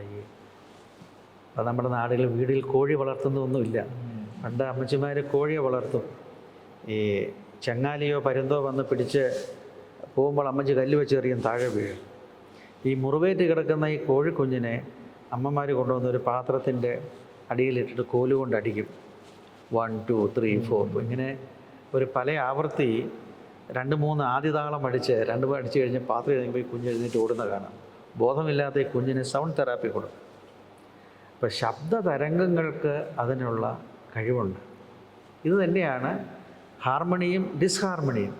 പിശാചിന് വലിയ ഇഷ്ടമുള്ളത് അത് ഡിസ്ഹാർമണി എന്ന് പറയുന്നത്. ഈ പാമ്പിൻ്റെ മകിടിക്ക് വലിയ ഹാർമണി ഇല്ല, പക്ഷേ ഇതിങ്ങനെ കാണിക്കുന്നതാണെങ്കിൽ പോലും അതിനകത്തുണ്ട് ഒരു ഡിസ്ഹാർമണി, അഴുക്ക്, വലിയ ഇഷ്ടമുള്ള സംഗതിയാണ്.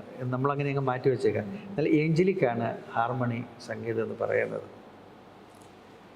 അപ്പോൾ ഈ സംഗീതം നമ്മളിലേക്ക് എന്തുമാത്രം സ്വാധീനിക്കുന്നു എന്നുള്ളത് കുഞ്ഞുനാൾ മുതൽ അമ്മമാരുടെ താരാട്ട് പാട്ടുകൾ കേൾക്കുന്ന ഒരു ഇതാണ് നമുക്ക്. ഈ അമ്മ പാടിയിട്ടുള്ള താരാട്ട് പാട്ട് എത്ര പ്രായം ചെന്നാലും ഒന്ന് കേട്ടുപോകും. ബോധമില്ലാതെ കിടക്കുന്നവനിലേക്ക് അവൻ ഇഷ്ടമുള്ള പാട്ട് കൊടുത്തു കഴിഞ്ഞാൽ അവൻ്റെ കൈകാലുകൾ ചലിക്കുവാനായിട്ട് തുടങ്ങും. ഓരോ മനുഷ്യർക്ക് ഇഷ്ടപ്പെടുന്ന ചില സംഗീതങ്ങളുണ്ട്. അപ്പം സംഗീതത്തിന് അതിൻ്റേതായിരിക്കുന്ന ഒരു ഇമ്പാക്റ്റ് ഉണ്ട്. അത് ദേവാലയത്തിൽ അത് വെച്ച് ചെയ്യുമ്പോൾ ഉണ്ടാകുന്ന പ്രത്യേകത എന്ന് പറഞ്ഞാൽ നമുക്കറിയാം, പാടുമ്പോഴെന്താണ് സംഭവിക്കുന്നത്. രാവിലെ എഴുന്നേറ്റൊരു പാട്ട് പാടിയാൽ നമുക്ക് സംഭവിക്കുന്നത്, ഒന്ന് ഫ്രഷ് എയർ നമ്മൾ എടുക്കുകയാണ്, ഒരു പോസിറ്റീവ് എനർജി എടുക്കുന്നത് ശ്വാസകോശത്തിലേക്ക് വന്ന്. പാടുമ്പോഴെന്താ സംഭവിക്കുന്നത്, പ്രാണായാമ, നമ്മുടെ റുട്ടീൻ ശ്വാസം യാമം ചെയ്യുക, അറസ്റ്റ് ചെയ്യുകയാണ്, നിന്ന് പോവുക. എന്നിട്ട് ഈ ഇൻഹെയിലിംഗ് ആൻഡ് എക്സൈൽ എന്ന് പറഞ്ഞത്, ഇൻഹെയിൽ ചെയ്തിങ്ങനെ പാടുമ്പോൾ അതൊക്കെ സ്ലോലി എക്സൈൽ ചെയ്ത് പോവുകയാണ്. അപ്പോൾ സംഭവിക്കുന്നത് നല്ല ഓക്സിജൻ എടുക്കുന്നു, നമ്മളെ ബ്ലഡിലേക്ക് പോകുന്നു, കാർബൺ ഡൈ ഓക്സൈഡ് ഇങ്ങോട്ട് വരുന്നു, ഈ നെഗറ്റീവ് എല്ലാം പുറത്തേക്ക് പോകുന്നുണ്ട്. അപ്പോൾ ഇവിടെ നമ്മുടെ പൾമിനറി സിസ്റ്റം ഒന്നുകൂടി ഒന്ന് ഉണരുന്നു, ബ്ലഡ് പ്യൂരിഫൈ ചെയ്യുന്നു. അതുകൊണ്ടാണ് രാവിലെ എഴുന്നേറ്റ് നിന്ന് പാടണമെന്ന് പറയാം. അപ്പം ആരാധനയിൽ സംഭവിക്കുന്നത് എന്താണ്? ഈ നമ്മളെ ചില കൂട്ടായ്മ പ്രാർത്ഥനകളിലെല്ലാം മനുഷ്യർക്ക് അവർ കൈ അടിച്ചിങ്ങനെ ഇളകി ഇങ്ങനെ പാടിക്കൊണ്ടിരിക്കുമ്പോൾ ഈ പ്രക്രിയ നടക്കുന്നത്. ഈ പ്യൂരിഫിക്കേഷൻ അത് ഹോളി സ്പിരിറ്റാണെന്നൊന്നും അല്ലാന്ന് ഞാൻ പറയുന്നില്ല. പക്ഷേ എൻ്റെ തിയറി അനുസരിച്ച് ഞാൻ പറയും, ആര് പാടിയാലും എന്ത് പാടിയാലും ഉണ്ടാകുന്നതായ ഈ ഒരു വ്യത്യാസം 2 പ്രാവശ്യം ശ്വാസം എടുത്തിട്ടൊന്ന് വിട്ടു നോക്കിയാൽ നമ്മൾ കുറച്ചുകൂടെ ഒന്ന് ഫ്രഷ് ആകുന്ന പോലെ തോന്നും. ഇതാണ് എൻ്റെ സംഗതി. അപ്പോൾ രാവിലെ എഴുന്നേറ്റ് ഒരു അരമണിക്കൂർ പാടിക്കഴിയുമ്പോൾ അവൻ തന്നെ ഒന്ന് ശുദ്ധീകരിക്കപ്പെടുന്നു. അത് നമ്മുടെ ദേവാലയങ്ങൾ വന്ന് കൈകെട്ടി നിന്നിട്ട് അതുകൊണ്ട് ഒരു പ്രയോജനം ഉണ്ടാകില്ല. അതുകൊണ്ട് പലരും പറയും, അപ്പുറത്ത് കൂട്ടായ്മയിൽ പോയപ്പോൾ ഞങ്ങൾക്ക് കിട്ടി, ഇവിടെ കിട്ടിയില്ല എന്ന് പറയും. അതുകൊണ്ട് ജനം മുഴുവൻ ആരാധനയിൽ സംബന്ധിക്കുമ്പോൾ അവർ ആ പാടിക്കഴിയുമ്പോൾ അവനിൽ കിട്ടുന്നതായ ഒരു പ്രത്യേകമായ ഒരു സന്തോഷം, ഒരു പോസിറ്റീവ് എനർജി, അതാണ് ഈ മ്യൂസിക് തെറാപ്പി എന്ന് പറയുന്നത്. അത് കിട്ടണം. അത് കിട്ടിയില്ലെങ്കിൽ വെറുതെ ആയിപ്പോൾ ദേവാലയത്തിൽ പോയത്. വൈദികരും ഇത് മനസ്സിലാക്കണം. ജനത്തെ ആരാധനയിലേക്ക് പാടുവാൻ തക്കവണ്ണം അവരെ ഇൻസ്പയർ ചെയ്യണം. നമ്മൾ പലപ്പോഴും നമ്മുടെ മൈക്രോഫോണാണ് നമ്മുടെ ഇമ്പോർട്ടൻ്റ്. കുർബാന കഴിയുമ്പോഴും അച്ഛൻ്റെ കുർബാന വളരെ നല്ലതായിരുന്നു കേൾക്കാൻ ചിലപ്പോൾ ഇഷ്ടപ്പെടുന്നിരിക്കാം, അറിയാൻ പാടില്ല. അതിലല്ല, ജനമെല്ലാം കൂടി പാടിക്കഴിയുമ്പോഴുണ്ടാകുന്നതായ ഒരു കുർബാന എന്ന് പറയുന്നത് അതാണ്. എല്ലാവരും ചേർന്ന് പെരുവെള്ളത്തിൻ്റെ ഇരച്ചിൽ പോലെ എന്ന സങ്കീർത്തനത്തിൽ പറയുന്നത് പോലെ അപ്പോഴാണ് നിറവ് വരുന്നത്. വന്നിരിക്കുന്ന എല്ലാവർക്കും എന്തൊക്കെയോ കിട്ടി. ഇതാണ് മ്യൂസിക് തെറാപ്പി. ലിറ്റാർജിക്കൽ മ്യൂസിക്കിൻ്റെ ക്വാളിറ്റി അതായിരിക്കണം. തിരുമേനി അത് പറഞ്ഞു തന്നതാണ് എനിക്ക്. ഓക്കെ, ഇന്ന് ഗ്രിഗോറിയസ് തിരുമേനി നമ്മുടെ മധ്യയിൽ ഫിസിക്കലി പ്രസൻ്റ് ആയിരുന്നെങ്കിൽ, സ്പെഷ്യലി മ്യൂസിക് ഈ ഒരു ഫീൽഡിൽ, ശ്രുതി അല്ലെങ്കിൽ ഇതുമായി ബന്ധപ്പെട്ട ഒരു ദർശനം, നമുക്ക് എന്തൊക്കെ അച്ചീവ് ചെയ്യാമായിരുന്നു? തിരുമേനി ജീവിച്ചിരുന്നുവെങ്കിൽ ഞാൻ വിചാരിക്കുന്നത് തിരുമേനിയുടെ സ്വപ്നങ്ങൾക്ക് വേണ്ടി ഞാൻ ഓടി നടന്നേനെ. ഇന്ന് സ്വപ്നം കാണുന്ന ആളുകൾ വളരെ കുറവാണ്. മാത്യൂസ് പ്രഥമൻ ബാവയ്ക്ക് ആ ദർശനമുണ്ടായിരുന്നു. തിരുമേനിക്ക് നല്ല സംഗീതം ഭയങ്കര സന്തോഷമായിരുന്നു. അതുപോലെ മാത്യൂസ് ദിയൻ ബാവ, അവർക്കൊക്കെ അങ്ങ് എൻജോയ് ചെയ്യുന്ന കാണാൻ പാടിക്കൊണ്ട് നിൽക്കുമ്പോൾ മറ്റുള്ളവരില്ല എന്നല്ല ഞാൻ പറഞ്ഞു. എന്നാൽ ഗ്രിഗോറിയസ് തിരുമേനിയുടെ ഒരു പ്രത്യേകത എന്ന് പറയുന്നത്, തിരുമേനിക്ക് ഇത് ഇങ്ങനെ ആകണം എന്ന് തിരുമേനി ആഗ്രഹിക്കും. സഭ മുഴുവൻ ഇങ്ങനെ ആകണം. എന്നെ പറഞ്ഞു വിട്ടപ്പോഴേ ഉള്ളൊരിതായിരുന്നു ഒരു യൂണിഫിക്കേഷൻ. എല്ലാവരും പാടുന്നത് തെക്കും വടക്കും പാടുന്നത് ഒരുപോലെ ആകണം, അതിനൊരു ശാസ്ത്രീയത വേണം എന്നുള്ള ഒരു ദർശനമായിരുന്നു. തിരുമേനി ഉണ്ടായിരുന്നെങ്കിൽ പൂർണ്ണമായിട്ട് ഞാൻ വിശ്വസിക്കുന്നു കുറച്ചുകൂടി ഓടുവാൻ പറ്റുമായിരുന്നു. ഡോക്ടർ പൗലോസ് മാർ ഗ്രിഗോറിയസ് തിരുമേനിയുടെ ജീവിതത്തിൽ നിന്ന് വരും തലമുറയ്ക്ക് അക്വയർ ചെയ്യാൻ പറ്റുന്ന 3 ക്വാളിറ്റീസ് എന്തൊക്കെയായിരിക്കും? തിരുമേനിയെ സംബന്ധിച്ച് 3 കാര്യങ്ങൾ എന്ന് പറയുന്നത് ഒതുക്കാവുന്ന ഒന്നല്ല. കാരണം 3-ൽ ഒതുങ്ങുമോ എന്ന് എനിക്കറിയില്ല. തിരുമേനിയെ സംബന്ധിച്ച് എൻ്റെ ഒരു വീക്ഷണം, അത് വേദശാസ്ത്ര വിദ്യാർത്ഥികളും വൈദികരും നമ്മുടെ അൽമായരും തിരുമേനിയിൽ നിന്ന് പഠിക്കേണ്ട ഒരു വലിയ സംഗതി, ഞാൻ കണ്ടിട്ടുള്ളതിൽ വെച്ച് ഏറ്റവും വലിയൊരു ദൈവവിശ്വാസിയാണ് തിരുമേനി.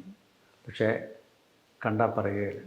അദ്ദേഹം എപ്പോഴും ബൗദ്ധിക തലത്തിൽ പുസ്തക വായനയായിട്ടിരിക്കുന്നു. ദൈവത്തോടുള്ളതായ അചഞ്ചലമായ ദൈവം ആരാണെന്ന് അറിയുവാനുള്ള അദ്ദേഹത്തിൻ്റെ ആ ആഗ്രഹം. എൻ്റെ എല്ലാ പുസ്തകങ്ങളിലും തിരുമേനിയുടെ ലാസ്റ്റ് വിൽ അതിനകത്ത് പോലെ എഴുതി വെച്ചിട്ടുണ്ട്, ദൈവത്തെ എങ്ങനെയാണ് കാണുന്നതെന്നുള്ളത്. അദ്ദേഹത്തിൻ്റെ 70ാം ബർത്ത്ഡേ ആഘോഷിക്കുന്ന സമയത്ത് മാമൻ മാപ്പിള ഹാളിൽ അദ്ദേഹത്തിൻ്റെ ഒരു പ്രഭാഷണം തിരുമേനിയുടെ മറുപടി പ്രസംഗത്തിലായിരുന്നു. അതെന്നെ ഒത്തിരി ഇൻസ്പയർ ചെയ്തു.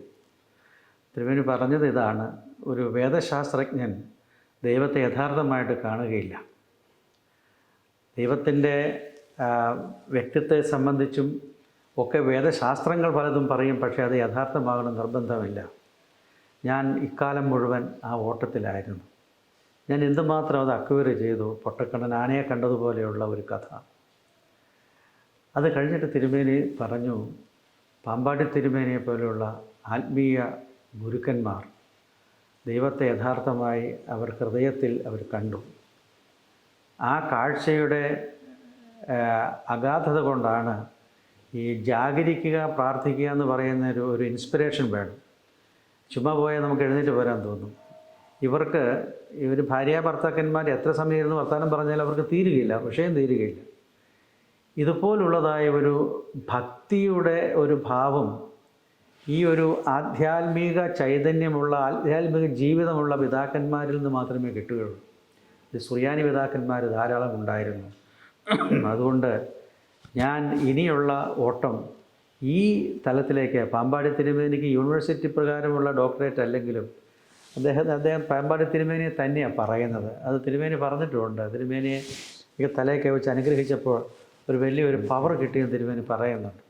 അത് ചുമ്മാ കിട്ടുന്നില്ല. തിരുമേനി പറയുന്നത് ആധ്യാത്മിക ഗുരുക്കന്മാരിൽ ആ ഒരു പോസിറ്റീവ് എന്നെ സംഭരിച്ച് വെച്ചിരിക്കുക. അതിൽ നിന്നാണ് അവർ തരുന്നത്. എനിക്കെന്തെങ്കിലും കൊടുക്കാനുണ്ടോ എന്നുള്ളതാണ് അടുത്ത പ്രശ്നം. അപ്പം തിരുമേനി അത് ദൈവത്തെ മുറുകെ പിടിക്കുന്ന ആന്തരിക കണ്ണുകൾ കൊണ്ട് ദൈവത്തെ അനുഭവിച്ചറിയണമെന്ന് ആഗ്രഹിക്കുന്ന ഒരു വലിയ ദൈവഭക്തനായിരുന്നു തിരുമേനി. അതാണ് എനിക്ക് പ്രധാനമായിട്ട് പറയാനുള്ളത്. രണ്ടാമത്തെ സംഗതി, തിരുമേനിക്കുള്ളതായ മാനവ ജീവിതത്തോടുള്ള, മാനവരാശിയോടുള്ളതായ തിരുമേനിയുടെ വീക്ഷണം. മനുഷ്യരെ സ്നേഹിക്കണം, ദൈവത്തെ സ്നേഹിക്കുന്നവൻ മനുഷ്യനെ സ്നേഹിക്കണമെന്ന് തിരുമേനി പലപ്പോഴും പറയാറുണ്ട്. അത് ജാതിയോ മതമോ നോക്കിയല്ല. തിരുമേനിയുടെ ഫ്രണ്ട്ഷിപ്പിലുള്ള ഒരു ദലൈലാമ ഒരിക്കൽ തിരുമേനി എന്നയുടെ കുത്തുബ് മീനാറിൻ്റെ അവിടെ ഒരു സിംഗുണ്ട്, അദ്ദേഹത്തിൻ്റെ പേര് മറന്നുപോയി. ബാബാ വീർസാ സിംഗ്. അതെ, അദ്ദേഹത്തിൻ്റെ, ഞാൻ ഡൽഹിയിൽ ചെന്നപ്പോൾ തിരുമേനി പറഞ്ഞു, ഈ ക്രിസ്മസ് ഡേക്ക് നമുക്ക് അവിടെ ഒന്ന് പോകണം, അച്ഛനോട് പോരണമെന്ന് പറഞ്ഞു. അച്ഛനായി എന്നെ അവിടെ കൊണ്ടുപോയി. അവിടെ ഇരുത്തി കഴിയുമ്പോൾ സെയിൽ സിംഗ് മുതൽ പലരും ഉണ്ട് അവിടെ. അത് വലിയൊരു ഗുരുവാണ്, 6ാം ക്ലാസ് വിദ്യാഭ്യാസമുള്ള. പക്ഷേ മനുഷ്യർ കേൾക്കാൻ വരുന്നത്, അദ്ദേഹത്തെ കേൾക്കാൻ വരുന്നത്, തിരുമേനിയെ ഭയങ്കര ബഹുമാനമാണ് ഈ മനുഷ്യൻ. ലോകം മുഴുവൻ ബഹുമാനിക്കുന്ന സിംഗിനെ തിരുമേനിയെ ഭയങ്കര ഇഷ്ടം, തിരുമേനിക്ക് അദ്ദേഹത്തെ ഇഷ്ടം. അപ്പോൾ തിരുമേനിയുടെ ഫ്രണ്ട്ഷിപ്പ് എന്ന് പറയുന്നത് ക്രൈസ്തവ വിഭാഗത്തിൽ മാത്രമല്ല, സമൂഹത്തിലെ ഇതുപോലെ മനുഷ്യരെ സ്നേഹിക്കുന്ന, മനുഷ്യരെ ലീഡ് ചെയ്യുന്ന ബൗദ്ധിക തലങ്ങളിൽ പോകുന്ന ആളുകളോട് ഭയങ്കര സ്നേഹമാണ്. ഒന്ന് തിരുമേനിയിൽ ഞാൻ അത് മനസ്സിലാക്കിയത്, തിരുമേനി എവിടെ പോയാലും റെയിൽവേ സ്റ്റേഷനിലോ എയർപോർട്ടിലോ ഇരിക്കുമ്പോൾ നല്ല ആളുകളുമായിട്ടുള്ള സംഭാഷണം ചെയ്യുന്നത് കാണാം. ഈ സംഭാഷണത്തിൽ കൂടി കിട്ടുന്ന അദ്ദേഹം അരിച്ചൂറ്റിയെടുക്കും. അപ്പം മാനവരാശിയോട് ദീർഘമായിരിക്കുന്ന കാലങ്ങളിൽ, ഇപ്പോൾ പറഞ്ഞത് ന്യൂക്ലിയർ വെപ്പൺ, ഇതൊരു കാലത്തുണ്ടാകും, മനുഷ്യനെ കൊല്ലുന്നതാണ് ഇതെന്നും പറഞ്ഞ് തിരുമേനി അന്ന് ന്യൂക്ലിയർ ഒന്നും ആയിട്ടില്ല, പറഞ്ഞ് മനസ്സിലായിട്ടില്ല. തിരുമേനി അതിൻ്റെ ആ ദർശനം, മനുഷ്യർ നന്നായിട്ട് ജീവിക്കണം, സന്തോഷത്തോടുകൂടി ജീവിക്കുന്നുള്ള ആശയമുള്ള ആളായിരുന്നു തിരുമേനി. അതുകൊണ്ട് അവശരെയും അശരണരെയും സ്നേഹിക്കുന്ന പിതാവായിരുന്നു. ഇവന് ഈ തലക്കോട് ബോയ്സ് സ്കൂളിൽ പാവപ്പെട്ട കുട്ടികളെ സ്നേഹിക്കുന്ന, കുട്ടികളെ സംരക്ഷിക്കുന്ന ഒരു സ്കൂളുണ്ട്. തിരുമേനി അത് ഏറ്റെടുത്തിരിക്കുകയാണ്. ആര് സഹായം ചോദിച്ചാലും അത് തിരുമേനി അർഹതയുള്ളവന് അർഹത പോലെ കൊടുക്കുവാൻ തക്കവണ്ണമുള്ള മനസ്സുള്ള ഒരാളാണ്. അതുപോലെ കുഞ്ഞുങ്ങളോടുള്ള സ്നേഹം.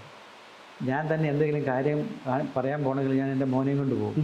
പോയാൽ കുഞ്ഞിനെ കാണുമ്പോഴും തിരുമേനിയുടെ മുഖഭാവം ഒന്ന് മാറും. പിന്നെ ഭയങ്കര സ്നേഹമാണ്. പിന്നെ ആ കാര്യം എന്തെങ്കിലും പറഞ്ഞ് സൗമ്യമായിട്ട് കൊണ്ടുവരാൻ സാധിക്കും. ഇതുപോലെ എന്നാൽ തിരുമേനി ആരോടും മിണ്ടുകയില്ല. തിരുമേനി ഒരിക്കലും എൻ്റെ മുഖത്ത് നോക്കി ചെമ്മാച്ചൻ്റെ പാട്ട് നല്ലതാണെന്നോ ഒന്നും പറയുകയില്ല. മറ്റുള്ളവരോട് പറയും നേരെ നോക്കിയൊന്നും പറയുകയില്ല. പറയുന്നത് അല്പമേ പറയുമെങ്കിലും ഹൃദയത്തിൻ്റെ നന്മകൾ മനസ്സിലാക്കണമെങ്കിൽ അദ്ദേഹത്തിൻ്റെ അടുത്ത് കൂടി നിൽക്കണം. തിരുമേനിയുടെ അടുത്ത് നിൽക്കുമ്പോഴാണ് തിരുമേനിയുടെ ശരിക്കുമുള്ള സ്നേഹം ദൈവത്തോടും മനുഷ്യരോടുമുള്ളതായ, വിശന്ന് വരുന്നവന് ഒരു നേരത്തെ ആഹാരം കൊടുക്കണമെന്ന് തിരുമേനി പഠിപ്പിച്ചിട്ടുണ്ട്. അപ്പോൾ ദൈവത്തെ സ്നേഹിക്കുകയും മനുഷ്യരെ സ്നേഹിക്കുകയും ചെയ്യുന്ന ആ ഒരു ആസ്പെക്റ്റ്. മൂന്നാമത്തെ ഞാൻ തിരുമേനിയിൽ നിന്ന് മനസ്സിലാക്കിയത് ഇതാണ്, ദൈവം തരുന്ന ഈ സമയം ഇത് നന്നായി വിനിയോഗിക്കണം. പാഴ്വർത്താനങ്ങൾ പറഞ്ഞ് അവരുടെയും ഇവരുടെയും കുറ്റങ്ങൾ പറയുകയും കേൾക്കാൻ ഇഷ്ടപ്പെടുകയും ചെയ്യുന്നത് ഞാൻ ഒരിക്കലും തിരുമേനിയെ കണ്ടിട്ടില്ല. ഞാൻ തിരുമേനിയുടെ റൂമിൻ്റെ അടുത്താണ് താമസിച്ചിരുന്നത്. പ്രഭാത പ്രാർത്ഥനയ്ക്ക് ഞാനൊരു 4:45 എഴുന്നേൽക്കും. ഞാൻ എഴുന്നേറ്റ് ചെല്ലുമ്പോൾ തിരുമേനി അവിടെ ഇരുന്ന് എഴുതിക്കൊണ്ടിരിക്കുക. അതായത് തിരുമേനി 4 മണിക്ക് എഴുന്നേൽക്കും, മുഖമൊക്കെ കഴുകി അത്യാവശ്യത്തിന് എന്തെങ്കിലും തിരുമേനി കുടിക്കുന്ന എന്തെങ്കിലും കാണും, ചായയോ എന്തെങ്കിലും, അത് കുടിച്ചിട്ട് കസേരയിട്ട് എഴുതുകയാണ്. ചാപ്പൽ ബെല്ലടിക്കുമ്പോൾ നേരെ വന്ന് ചാപ്പലിൽ വന്നിരിക്കും. ചാപ്പലിൽ നിന്ന് അങ്ങ് ഇറങ്ങിപ്പോയി കഴിഞ്ഞാൽ അന്നേരം തിരുമേനിയോട് എന്ത് പറഞ്ഞാലും തിരുമേനിക്ക് വലിയ സന്തോഷമാണ്. ആ പ്രാർത്ഥന കഴിഞ്ഞ് ഇറങ്ങിപ്പോകുമ്പോൾ അദ്ദേഹത്തിൻ്റെ ആ ഒരു വലിയ സന്തോഷം. അപ്പോൾ തിരുമേനിയുടെ റൂമിൽ എപ്പോഴും പുസ്തകങ്ങളാണ്, മേശപ്പുറത്ത് പുസ്തകങ്ങളാണ്. അത് വായന മാത്രമല്ല, വായന, എഴുത്ത്, ചിന്ത. ഇത് ആധുനിക കാലത്തെ കുഞ്ഞുങ്ങൾ ഇത് കണ്ടുപഠിക്കണം. തിരുമേനി രാവിലെ ഇതെല്ലാം കഴിഞ്ഞ് വന്നു കഴിഞ്ഞാൽ കുളിയൊക്കെ കഴിഞ്ഞ് കസേരയിൽ ഇരുന്നാൽ പിന്നെ ബ്രേക്ക്ഫാസ്റ്റ് വരെ അവിടെ ഇരിപ്പാണ്. അത് കഴിഞ്ഞ് വന്നു കഴിഞ്ഞാൽ പിന്നെ അവിടെ ഇരിപ്പാണ് ഉച്ച വരെ. ഇതുപോലെ ജോലി ചെയ്യുന്ന ഒരു വ്യക്തിയെ ഞാൻ കണ്ടിട്ടില്ല. തിരുമേനിയുടെ പാരലൈസ് ചെയ്ത സമയത്ത് തിരുമേനി മുറി ചെല്ലുമായി ഇടത് കൈ കൊണ്ടാണ് തിരുമേനി ഏത് കൈയാണ് ഒറ്റ കൈ കൊണ്ടാണ് തിരുമേനി ഇത് ചെയ്തത്. ആ ആർട്ടിക്കിൾ ഇതുവരെ തീർന്നിട്ടില്ല എന്നാണ്. അപ്പം ഞാൻ ചിന്തിക്കും, തിരുമേനി എന്താ എഴുതിക്കൊണ്ടിരിക്കുന്നത്? ഞാൻ ഇപ്പോഴും ചോദിച്ചു, തിരുമേനിയുടെ ആർട്ടിക്കിൾസ് ഇപ്പോഴും പബ്ലിഷ് ചെയ്തിട്ടുള്ളത്.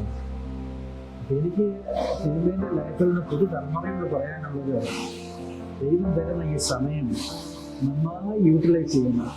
പഠനത്തിനും വായനയ്ക്കും ചിന്തയ്ക്കും അതിലുപരിയായി പഠിപ്പിക്കലിനും അതുപോലെ ദൈവ ആരാധനയ്ക്കും തിരുമേനി ധാരാളം സമയം കണ്ടെത്തുകയും ഇതാണ് തിരുമേനിയുടെ ജീവിതത്തിലെ 3 ക്വാളിറ്റീസ്.